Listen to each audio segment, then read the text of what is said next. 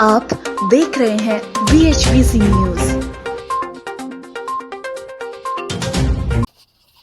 नमस्कार, स्वागत है आपका। मेरा नाम है विपिन बेबाक। मेरे साथ मेरे सहयोगी शादाब रिजवी। धन्यवाद सर।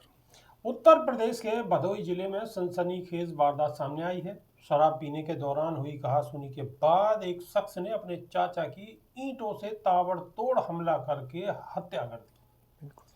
पुलिस ने शनिवार को ये जानकारी दी। पुलिस ने बताया कि यह घटना शुक्रवार रात की है। पुलिस क्षेत्राधिकारी चमन सिंह चावड़ा ने कहा है कि ज्ञानपुर थाना अंतर्गत बड़वापुर गांव स्थित बनवासी बस्ती में शुक्रवार की रात माधव बनवासी, जिसकी उम्र 45 वर्ष थी, उसके घर पर कुछ लोग शराब पी रहे थे, जहां उसका भतीजा राजेश बनवासी भी आया था। पुलिस अधिकारी चमन सिंह चावड़ा ने कहा कि इस दौरान बड़ा पैग और छोटा पैग बनाने को लेकर कहासुनी हुई। जी हाँ, छोटा पैग और बड़ा पैग बनाने के लिए कहासुनी हुई और विवाद बढ़ने पर राजेश ने अपने चाचा माधव बनवासी के सिर पर एक ईंट से प्रहार कर दिया, जिससे माधव वहीं गिर गया।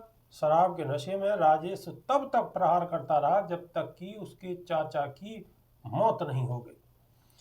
पुलिस अधिकारी चावड़ा ने बताया कि घर में सभी लोग शराब के नशे में थे, जिसके चलते वे माधव को सिर्फ घायल समझते रहे। मगर देर रात माधव की पत्नी मीना ने उसे देखा, लेकिन तब तक उसकी मौत हो चुकी थी।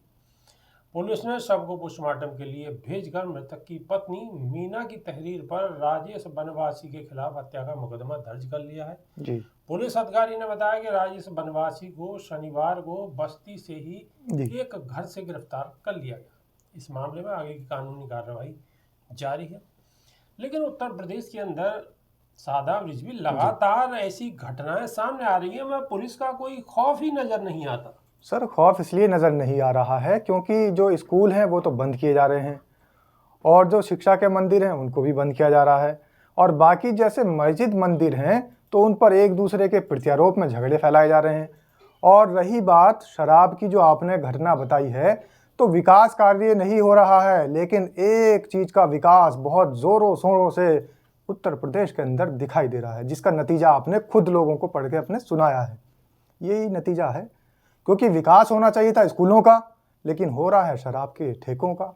विकास होना चाहिए था अस्पतालों का, लेकिन हो रहा है शराब की दुकानों का। विकास होना चाहिए था क्षेत्र का, लेकिन क्षेत्र में शराब के ठेके और शराब की दुकानें इतनी ज़्यादा बना दी जा रही है कि कहीं से भी आसानी से प्राप्त हो जाती है। लोग मदिरा पान करते हैं और जिसका नतीजा आपके सामने है। चाचा भतीजे को मार देता है, भतीजा चाचा को मार देता है। रिश्ते तार तार हो रहे हैं, शराब के नशे में रिश्ते तार तार हो रहे हैं। और एक और जी, आप बड़े हैरान होंगे अगर इस पे गौर फरमाएंगे कि दूध की दुकान पे लाइन नहीं मिलती है। दूध वाला घरों में डब्बा लेकर और अपना लीटर लेकर जाता है कि दूध ले लीजिए, जिसे स्वास्थ्य के लिए अति उत्तम माना जाता है। लेकिन शराब की दुकान पे आपको पूरा मेला लगता हुआ मिलेगा। हर जगह, छोटी जगह हो या बड़ी जगह, शराब की दुकान पे आपको लाइन लगी हुई मिलेगी। और मजे की बात यह है कि आपको याद हो, कोरोना में सब चीज बंद हो गई, लेकिन शराब लगातार चालू रही।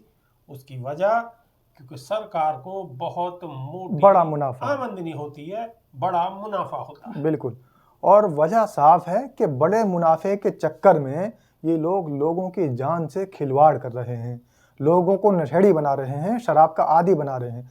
जब कांग्रेस की सरकार थी बेबाक जी, आपको याद होगा कि उड़ता पंजाब एक फिल्म बन गई और पंजाब को नशे की लत में दिखाया गया और बताया गया कि पंजाब जो है वो नशे की गिरफ्त में आ चुका है और पंजाब का नाम उड़ता पंजाब रख दिया गया।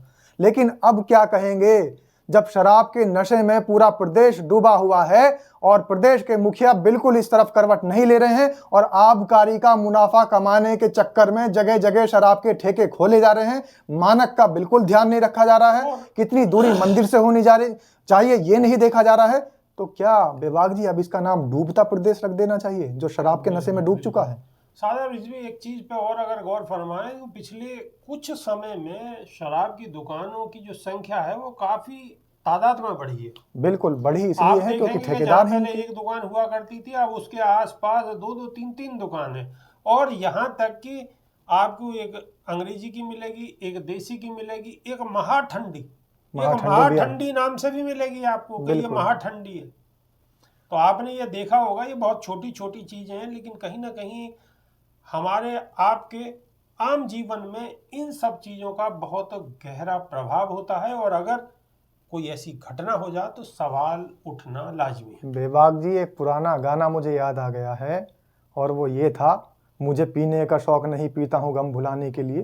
तो आखिर प्रदेश के मुखिया ने ऐसा कौन सा गम दे दिया कि इतने ठेके खोले जा रहे हैं? पता है वो गम कौन सा है? वो गम प्रदेश के अंदर बेरोजगारी का है, वो गम पेपर लीक का है, वो गम स्वास्थ्य विभाग की चरमराती हुई व्यवस्थाओं का है, वो गम भ्रष्ट अधिकारियों का है, और वो गम प्रताड़ित होते हुए दलित समाज के, बहुजन समाज के और पिछड़े समाज के लोगों का है, और वो गम हत्या, बलात्कार जैसे बड़े बड़े क्राइम प्रदेश के अंदर हो रहे हैं उसका है। तो ऐसे गम भुलाने के लिए कुछ तो जरूरी है। बिल्कुल। अभी के लिए सिर्फ इतना ही। नई वीडियो में फिर रूबरू होंगे। अगर आपको इनमें से कोई हमारी बात आपको सही लगी है या गलत लगी है तो कमेंट के माध्यम से अवश्य बताएं। बहुत बहुत धन्यवाद। धन्यवाद।